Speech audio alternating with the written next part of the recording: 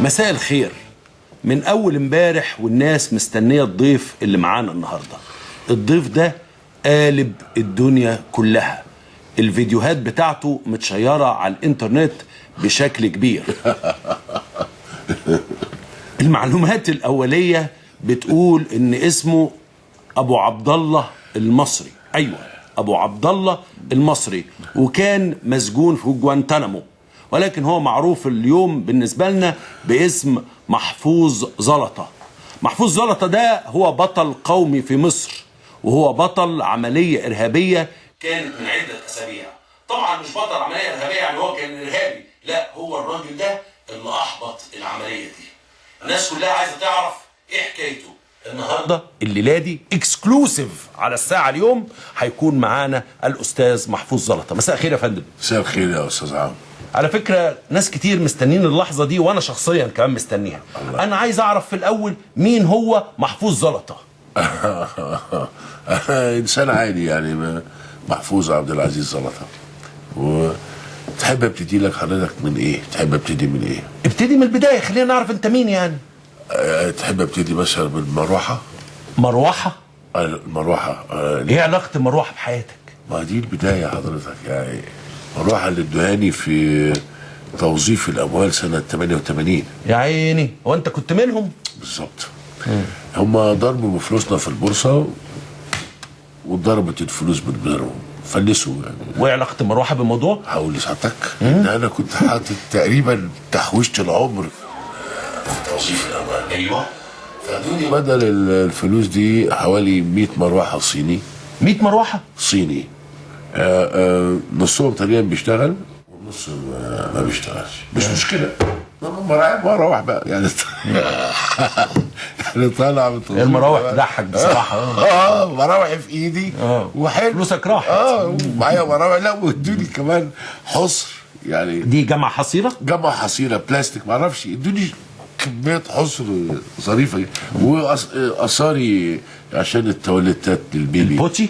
البوتشي. للبيبي يعني. حضرتك يعني تعمل بيها ايه؟ بدل مش انت عايز فلوسك؟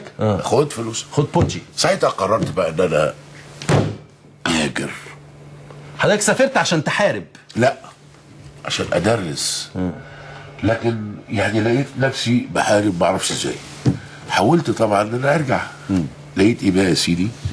ان الحكومه حطانا في القائمه السوداء، مع ان هم اللي بعتنا ورايحين باذنهم. هوب، احنا في القائمه السوداء. وايه اللي قعدك كل المده دي هناك؟ مش ايه قعدني، انا عايز ارجع. بس كل يوم بفكر ان انا ارجع على بلدي. بس للاسف يعني يوم ما رجعت كان بعد ما خدمه مالطا. وكنت عارف ان انت لما هترجع الناس كانت هتقابلك بالحفاوه دي، ان كل كلامك وكل تصرفاتك هتبقى على النت والناس كلها تهتم بيك؟ انا ما اقصدش، بس هي يعني الناس غلابه يا استاذ عمرو. الناس عايزه تتلهي في اي حاجه. مش كل الناس يا استاذ محفوظ. لا يا استاذ عمرو، والله يعني تقريبا كل الناس، الغني والفقير والقوي والضعيف والكبير والصغير، كلهم مشتركين في نفس الهم ده. لان احنا كلنا شركاء في الزحمه والخنقه والجري ورا لقمه العيش. الانسان بيخرج طول النهار يجري على لقمه عيشه، ويرجع بالليل مش شايف قدام منه اي حاجه. الحكومه نفسها مكبره دماغها على الناس، والناس مكبره دماغها على الحكومه. يعني الحكومه تعمل اللي عايزه تعمله، والناس تعمل اللي عايزه تعمله، يعني كده. والله انا عمري ما خدت بالي من الحكايه دي. يعني التكبير متبادل. الاثنين مكبرين. الحكومه مكبره دماغها والشعب مكبر دماغه. دول يعملوا اللي هم عايزينه والشعب يعمل اللي هو عاوزه. شكلك معبي جامد قوي من الحكومه يا استاذ محفوظ. طبعا معبي.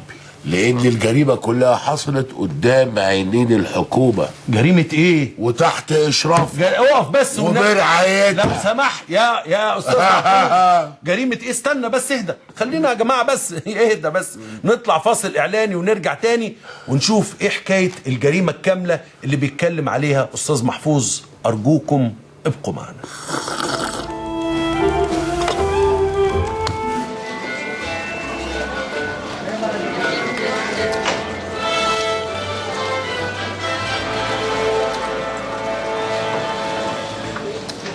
رجعنا تاني عشان نتعرف على الجريمة.